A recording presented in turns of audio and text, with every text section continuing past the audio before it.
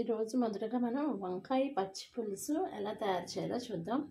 ఇలా పచ్చిమిర్చిని సన్నగా తరిగి పెట్టుకున్నాను. అలానే ఉల్లిపాయని, నెక్స్ట్ పోపుకు అవసరమైనవి మెంతులు, ఆవాలు, జీలకర్ర, నెక్స్ట్ ఎండుమిర్చి, అలానే ఇంగువ, నెక్స్ట్ పులుసులోకని పసుపు, బెల్లం అండ్ చింతపండు రసం నానబెట్టి ఉంచుకున్నాను.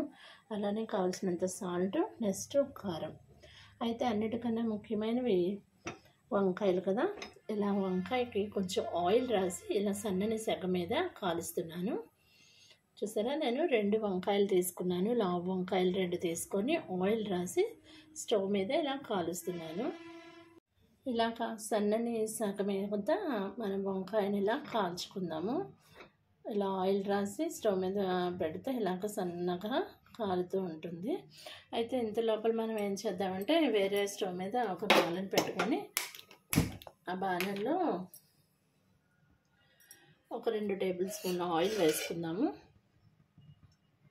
ఒక 2 టేబుల్ స్పూన్ల ఆయిల్ వేసేసాను. ఆయిల్ వేసిన తర్వాత ఇప్పుడు దీని పోపుకు అవసరమైనవి చెప్పాను కదా. మెంతులు, ఆయిల్ హీట్ అయిన తర్వాత మెంతులు, ఆవాలు, జీలకర్ర, ఎండుమిర్చి, అలానే కొంచెం ఇంగువ వేసుకున్నాను. ఇంగువ వేసేసి కొంచెం వేగనిద్దాము. లైట్ బ్రౌనిష్ వచ్చేంత వరకు వేగనిద్దాము.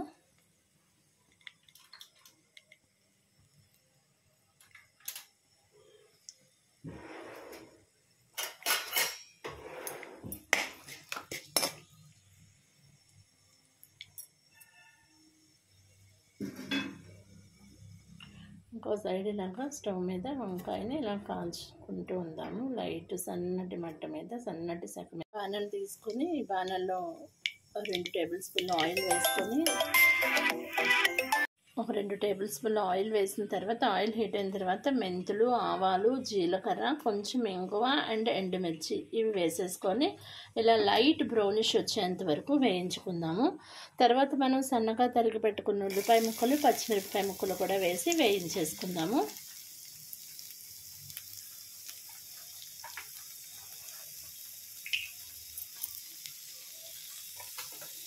పచ్చిమిర్చి అండ్ ఉల్లిపాయ ఈ 2 కూడా సన్నగా తరిగి పెట్టుకున్నాం కదా. ఇవి 2 కూడా వేయించేసుకుందాం. వీటిలో ఇది కూడా లైట్ బ్రౌనిష్ వచ్చేంత వరకు వేయించుకోవాలి. అప్పుడు పచ్చివాసన రాకుండా బాగుంటుంది పులుసు. సో ఇలా వేయించేసుకున్నాము. వేయించుకున్న తర్వాత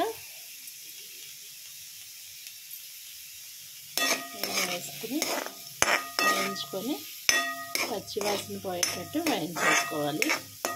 ఇంత లోపల ఇటువైపు చూసారా, మనం ఆయిల్ రాసి ఉంచాం కదా. వంకాయ ఎంత బాగా కాలుతుందో చూసారా. అందులో సన్నటి మంట మీద పెట్టాం కాబట్టి చాలా నీట్గా కాలుతుంది. సో ఇటువైపు ఏమో ఈ పోపు కూడా రెడీ అయిపోతుంది. ఇందులో మనం ఉల్లిపాయని, పచ్చిమిర్చిని కూడా లైట్గా ఇలాగా వేయించేసుకుందాం.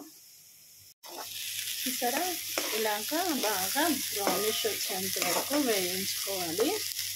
ఇలా వేయించిన తర్వాత ఏం చేద్దామంటే ఇంత లోపల మన వంకాయ కూడా రెడీ అయిపోయింది. కాల్ చేసి పెట్టుకున్నాం కదా. ఇప్పుడు దీని స్కిన్ అంతా తీసేసి లోపల కూడా బాగా వెతికి అప్పుడు మనం లోపలంతా చూసి అప్పుడు మనం పులుసులో కలుపుదాం. ఇది బాగా వేపింది కాబట్టి లైట్ బ్రౌనిష్ వచ్చేసాయి ఉల్లిపాయ ముక్కలు.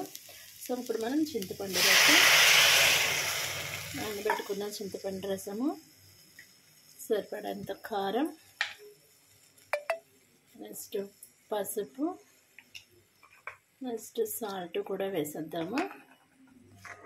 ఇది బాగా ఉడికి కొంచెం ముద్ద అవుతుంది. అప్పుడు ఈ వంకాయను కూడా తీసుకొచ్చి మనం ఇందులో వేసేయచ్చు. అయితే బెల్లం కూడా కొంచెం వేసుకుందాము. ఇష్టం ఉన్న వాళ్ళు బెల్లం వేసుకోవచ్చు, ఇష్టం లేని వాళ్ళు అవసరం లేదు, అది మన ఆప్షన్. సో ఇప్పుడు ఈ చింతపండు రసంలో కూడా ఇవి బాగా ఉడకాలి. ఉడికితే టేస్ట్ చాలా బాగా వస్తుంది. ఇంత లోపల మనం ఇది చల్లారింది కదా, దీని స్కిన్ అంతా తీసేసి లోపల ఎలా ఉందో చూసి దీన్ని మళ్ళీ మనం ఈ పులుసులో కలిపేసుకుంటే వంకాయ పచ్చి పులుసు రెడీ అయిపోతుంది. చాలా టేస్టీగా ఉంటుంది. ముద్దపప్పుతో తింటే ఇంకా బాగుంటుంది.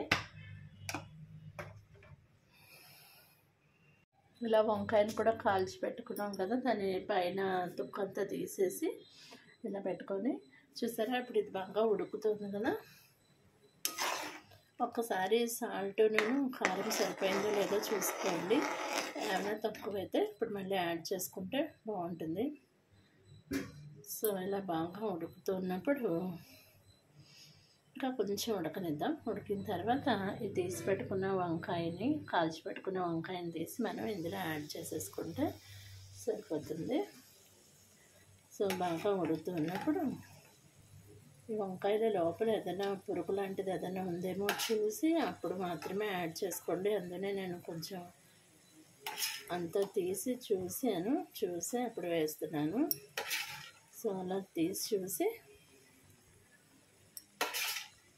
అప్పుడు మనం ఈ చింతపండు దాంట్లో పులుసులో వేసేసుకుంటే సరిపోతుంది.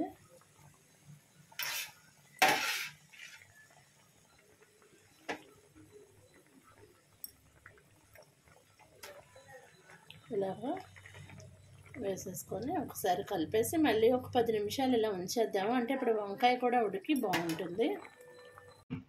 ఇప్పుడు కొంచెం కరివేపాకు చల్లేసుకుందాం. చూసారా, వంకాయ పచ్చి పులుసు రెడీ అయిపోయింది.